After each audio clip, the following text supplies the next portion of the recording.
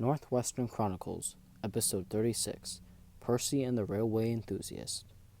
Percy had been working all day and was ready to rest, but when he arrived at the yard, Sir Topham Hatt was waiting for him. "Hello, Percy. Have you had a good day?" "All right, sir. How was yours?" "Not bad," replied the Fat Controller. "Actually, I got some exciting news." "Really, sir? What is it?" Percy asked curiously. "A group of railway enthusiasts from the mainland have arranged to take a private tour of the whole railway. Apparently, they're interested in investing in my railway, so I've invited them for free." "What's a railway enthusiast?" Percy asked innocently. "They are people who study and explore different railways from different parts of the world. They also work with different railways to publicize and invest in them." "That sounds exciting, sir. Who's going to give them the tour?" "Why, you, of course. They've arranged to be picked up early in the morning at the docks, so get plenty of sleep, okay?" "Yes, sir." Percy was eager to pull the special passengers and rushed to Tim's sheds to get some sleep. The following morning, Percy arrived early at the docks. It was very quiet and near empty. There was Salty. "Wonderful day, isn't it, Percy? The clear sky and that nice sea smell." "Indeed. Say, Salty, do you know where my coaches are?" "Oh, yes, the railway enthusiasts. Thomas loaned Annie and Clarabelle for the day. He trusts you." Percy coupled to Annie and Clarabelle, but the railway enthusiasts were nowhere to be seen.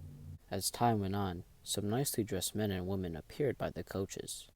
"You must be the railway enthusiast," said Percy zealously, but the men remained silent for some time. "Oh, yes," replied the man quite poshly. "We are here to tour your railway.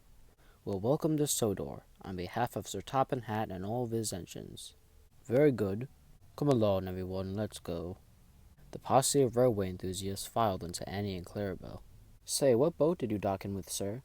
I don't remember hearing a horn." "Oh, that's one over there. It was a charter ship from England." But Percy looked over and saw nothing. "Must have left early," he said to himself. Before Percy could think any longer, a guard's whistle blew, and Percy left the docks with the railway enthusiast. Percy was making good time when he arrived at the yard. "Stop right here," said the man from inside the coach. When Percy stopped, the railway enthusiasts filed out of the coaches and began to survey the engines. Some of them were rudely awakened. "Percy, who are these people?" groaned Neville. "The railway enthusiasts," replied Percy. The engines were silent as the wealthier enthusiasts gawked and took pictures of the engines. "I think we've seen enough here. Let's carry on." The passengers returned to the coaches just as quickly as they left, and Percy silently left the yard, puzzled at the display. Percy then arrived at Timothy's sheds. "Here is Timothy's sheds," Percy declared proudly. "Most of the engines are asleep right now since it's still early in the morning, but the railway enthusiasts seemed uninterested. Not much here. Move along, engine." Percy became upset at the passenger's attitude, but decided to follow his orders anyway and left to his sheds. After the sheds, Percy brought his passengers to Gordon's Hill. "You can see the whole island from here," said Percy cheerfully. "Once I actually got stuck up here, and my friend Thomas had to help me." The passengers didn't respond. Rather, they climbed out of Annie and Clarabelle. Excuse me," said Percy, "but I don't think you should be doing that. It could be very dangerous." "Oh, pish-posh," the head of the group replied. The enthusiasts climbed and moved all around the hill. Eventually, they returned to the coaches. "Carry on," demanded the head man. Soon, Percy arrived at the construction site, where Mavis and the workmen were starting important work. "Hello, Percy," greeted Mavis cheerfully. "What brings you here?" "I'm pulling a train of railway enthusiasts to tour around the island." But before Percy could finish his sentence, the railway enthusiasts had climbed out of the coaches once more. "Excuse me, but only certain people could enter this area. We're doing some work in the foundation." "Hey, I'm talking to you!" shouted the manager. Some of the enthusiasts even climbed into Boulder Mountain. "Hey, get down from there!" cried a workman from below. Ultimately, the passengers filed back into the coaches, and Percy once again left silently with his train. As Percy was about to enter Knapford Station, one of the passengers pulled the brake on Clarabelle and stopped the train. "Excuse me," began Percy, "but why have we stopped?" The man hesitated. "We're hungry, and have come here to explore your station and find some food."